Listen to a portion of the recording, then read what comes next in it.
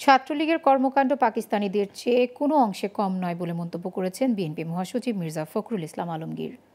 দুপুরে রাজধানীর জাতীয় প্রেসক্লাবে এক আলোচনা সভায় তিনি এ মন্তব্য করেন। তিনি বলেন, স্বাধীনতার আগে ঢাকা বিশ্ববিদ্যালয়ে পাকিস্তানের ছাত্র সংগঠন এনএসএফ পৈশাচিক নির্যাতন চালাত। বর্তমানে আওয়ামী লীগ সরকারের ছাত্র সংগঠন ছাত্রলীগ তাই করছে। তারা অস্ত্রশস্ত্র নিয়ে সাধারণ শিক্ষার্থীদের গণতান্ত্রিক ও শান্তিপূর্ণ আন্দোলন দমানোর চেষ্টা করছে, অথচ শিক্ষার্থীদের দাবি যৌক্তিক ও ন্যায়সঙ্গত। তার দাবি, ঢাকা ও জাহাঙ্গীরনগর বিশ্ববিদ্যালয় সহ বিভিন্ন প্রতিষ্ঠানে সরকার দলীয় ছাত্র সংগঠন ছাত্রলীগ বর্বর হামলা চালিয়েছে। পাকিস্তানিদের মতো একইভাবে সাধারণ ছাত্রদের যে ন্যায়সঙ্গত দাবি, যে যৌক্তিক দাবি, সেই দাবির আন্দোলনকে নস্যাৎ করে দেওয়ার জন্য আজকে আপনারা তাদের উপরে অস্ত্র শস্ত্র হাতে নিয়ে আপনাদের সেই লেলিয়ে দেওয়া বাহিনীকে আপনারা লেলিয়ে দিয়েছেন এবং তারা আজকে তাদের উপরে অত্যাচার নির্যাতন করে, কি ভয়াবহ নির্যাতন, পৈশাচিক নির্যাতন করে তাদেরকে আপনারা আজকে দমন করার চেষ্টা করছেন।